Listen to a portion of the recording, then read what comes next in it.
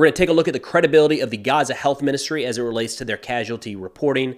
Israel arrests hundreds of Hamas militants, and the Houthis continue to climb the escalation ladder, firing missiles at commercial ships. What's going on, everyone? Let's take a look at some updates as it relates to the ongoing war between Israel and Hamas. I'm recording this at 9:30 a.m. Central on Tuesday, December 12th, 2023. Overnight, Israel released the name and picture of one of their soldiers that they say fell in the line of duty during combat operations in Gaza. Since October 7th, Israel says that 434 of their service members have been killed, with 105 falling since ground operations began in the Gaza Strip. Additionally, Israel says that since October 7th, 1,683 service members have been wounded, with 600 of those having been wounded during operations in Gaza. The Gaza Health Ministry updated their casualty information, saying that since October 7th, 18,205 Palestinians have so far been killed, with at least 49,645 wounded. Now, a note, the Gaza Health Ministry that is currently and previously operating in Gaza is at the very least overseen by elements of Hamas. Then there was a report that came out in Reuters titled Gaza Death Toll Explained that dives into some of the credibility of those numbers presented by the Gaza Health Ministry. They say, quote, "Our monitoring suggests that the numbers provided by the Ministry of Health may be underreporting, as they do not include fatalities who did not reach hospitals or may be lost under the rubble," end quote, said the UN Human Rights Office spokesperson. Continuing, a professor from Yale University said, quote, "Palestinian data collection capabilities are professional, and many ministry staff have been trained in the United States. They work hard to ensure statistical fidelity." So a lot of confirmation of the Gaza Health Ministry data from professionals, from experts around the world. Now, they did bring up an issue with that reporting that's caused a lot of skepticism since the war began. They point to a detonation in a hospital courtyard on October 17th. If you remember, this is one where Hamas immediately came out, said that this was an Israeli airstrike. Israel and now Human Rights Watch and other organizations have since said that it was likely a misfired Palestinian rocket that detonated amongst the crowd of Palestinians there. Right when this happened, the Gaza Health Ministry put out that as many as 471 people were killed in that blast. Over time, that number has trended down quite a bit. And according to this article, an unclassified U.S. intelligence report estimated the death toll at the low end of 100 to 300. So a lot of folks have pointed to that specific event to say the Gaza Health Ministry is not reliable. They do mention that in the article here, but say overall, international bodies have attested to the reliability of Palestinian casualty figures. And in wrapping up, they spoke with a senior Israeli official who told journalists on Monday that around 1/3 of those killed in Gaza so far were enemy combatants, which puts that rough number of Israeli estimate of Hamas militants killed somewhere between 5,000 and 10,000. The Israeli official did not get into the details of how they were able to come up with that figure. But when asked about the estimate of around 15,000 Palestinians so far killed, the Israeli official said that that is more or less right. And that kind of tracks with what we've seen in previous, I don't want to say leaks, but kind of unofficial statements from Israel. When speaking of the number of Palestinians killed, the numbers that Israel's put out have largely tracked with what we're seeing from the Gaza Health Ministry. They're not drastically different. Then shifting over to operations on the ground, we'll look at a map here that was updated in the past 24 hours by War Mapper on Twitter. You can see there's a continued focus in and around the northern portion of the Gaza Strip as Israeli forces move into Jabalia and continue to encircle Gaza City. To the south, Israel's made pretty significant progress over the past couple days, especially since the culmination of the ceasefire. And as of this recording, Israel has encircled Khan Yunis, considered to be one of the hubs of Hamas activity in Gaza. Then Israeli Defense Minister Gallant said that Hamas's Jabalia and Shajaya battalions in the northern Gaza Strip are on the verge of being dismantled. He said, quote, "We have encircled the last strongholds of Hamas in Jabalia and Shajaya. The battalions that were considered invincible, prepared for years to fight us, are on the verge of being dismantled," end quote. Additionally, Israel put out that they uncovered stockpiles across Gaza that contained missiles and RPG launchers of various types, explosive charges, IEDs, grenades, and AK-47s, as well as other military equipment such as load-bearing vests and ammunition cartridges. All of the terrorist infrastructure, according to Israel in this statement, were located in civilian buildings and infrastructure in the north and south of the Gaza Strip. Israel also put out that they came across a building, were able to clear and take a building that Hamas was using as a headquarters facility.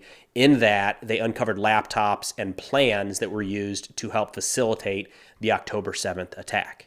Then the IDF and Shin Bet, Israel's internal security service, said that they've arrested more than 500 terrorists in the Gaza Strip in the last month. The IDF says that many of these were arrested while hiding in civilian buildings, including schools and shelters for civilians. Additionally, Israel says that out of those 500 operatives detained in the last month alone, 350 of them were members of Hamas and another 120 were members of the Palestinian Islamic Jihad. Another statement here from Defense Minister Gallant. He said, quote, "Whoever surrenders, his life is spared." Adding among those who have been arrested by the IDF are terrorists who participated in the October 7th massacre. And then in terms of Hamas leader Yahya Sinwar, Gallant said that he and any other senior commander in Hamas face the same fate as the low-ranking members of the organization: surrender or die, saying there is no third option. Then on the Hamas side, they only made claims of 4 individual attacks against Israeli forces over the past 24 hours, which is a pretty significant decrease. I wouldn't say automatically that operations have slowed in Gaza, but the social media presence of Hamas, traditionally putting out statement after statement throughout the day, really died off in the past 18 hours, I'd say. So it's entirely possible that they are continuing to carry out attacks against Israeli forces. They're not documenting them, or they're not presenting them over the past 24 hours like they have in the past. We did see some pictures put out by the Palestinian Islamic Jihad, which is a Hamas-affiliated group. They don't have the governing structure that Hamas does, just really more of an exclusively militant organization, more extreme than Hamas in a lot of ways. But the PIJ put out some pictures of some of their militants cooking some meals and preparing to and eventually firing mortars at Israeli positions in Gaza. So I put out a handful of videos from Hamas over the last couple of weeks, and I have been very surprised at the number of comments saying that those are Israeli actors or that it is staged IDF propaganda. These are videos coming directly from Hamas Telegram channels that Hamas is bragging about, that people then view and say, this is fake. Hamas, that's not Hamas. That's where we are. And, you know, an unsolicited piece of advice, take it or leave it, skip through this section if you want, digging in to the point where you think that one side is only ever lying is really going to set us up for some rude awakenings down the road. And we've seen this play out. We're seeing this play out in the war in Ukraine right now. I can't tell you how many times people would get upset that I was using Russian sources and say, you can't trust anything Russia says. All they do is lie. If Russia says it, it must be the opposite that is true. And where are we now in the middle of December with Russian forces making advances in the east and the south, with the Ukrainian offensive having stalled out, coming far from achieving anywhere near even some of their more modest objectives? You have people looking at that and saying, I don't understand what happened. I've been told for 2 years that Ukraine is destroying the Russian military, that Russia is out of ammunition and men, and that they're collapsing from within. But if any of us have built this echo chamber of only hearing the things we want to hear and entirely excluding one side of the equation, that's where you sit. And it's probably surprising for a lot of people that Russia in this war probably has the advantage right now over Ukraine. And I'm just starting to see that same evolution in the information war between Israel and Hamas. So if you really want to the best of our abilities, understand this conflict, have an idea of where it might be going in the future, I just can't stress enough, you got to look at some sources from the other side. And, you know, if we block off half of the sources from any conflict, and this one is no different, it really leaves us open to some pretty significant blind spots. Now, the Houthis down in Yemen continue, like every day, to try to escalate this conflict into a regional war. It's every other day, there's a new high point or a low point, depending on how you view this. But their spokesperson put out a statement yesterday saying the naval forces of the Yemeni armed forces carried out a military operation against the Norwegian ship Estrenda, which was loaded with oil and headed to the Israeli entity. It was targeted with a suitable naval missile. Over the past 2 days, the Yemeni armed forces succeeded in preventing the passage of several ships. They responded to the warnings of the Yemeni naval forces and did not resort to targeting the Norwegian ship loaded with oil until its crew rejected all warning calls. They say the Yemeni armed forces confirm that they continue to prevent all ships of all nationalities heading to Israeli ports from navigating in the Arab and Red Seas until they bring in the food and medicine that our steadfast brothers in the Gaza Strip need. So a couple of days ago, Yemen put out, or the Houthis put out more specifically, that they are going to be targeting any ship that is headed towards Israel until more humanitarian supplies are presented to the people in Gaza. This statement is just in line with what they put out over the past week or so. U.S. Central Command, which is operating in the region, put out a statement around this event saying that around 4 p.m. Eastern on December 11th, the motor tanker Strenda was attacked by what is assessed to have been an anti-ship cruise missile launched from a Houthi-controlled area of Yemen. The Strenda reported damage causing a fire on board, but no casualties at this time. There were no U.S. ships in the vicinity at the time of the attack, but the USS Mason responded to the Strenda's Mayday call and is currently rendering assistance. Look, I'm starting to lose track of all the things the Houthis have done at this point since the war kicked off. Multiple missiles and drones fired at Israeli territory. Multiple missiles and drones potentially fired at U.S. vessels, shot down and destroyed over the Red Sea. They've captured one commercial vessel, shot down a U.S. Reaper drone, and now they have successfully struck, after a couple missiles missed last week, successfully struck an international ship operating in international waters. And I've said it before, but if you're the Houthis, why stop? They're making a name for themselves on the world stage. So many people around the world didn't know about the Houthis, didn't know where Yemen was at all. And now it's the Houthis causing problems in the Red Sea, kind of shutting down a major shipping lane. There really hasn't been any sort of response. So it's hard to see right now why the Houthis would stop taking this sort of action anytime soon. Only 25% of American voters think that Israel has gone too far in their response to Hamas's October 7th attack.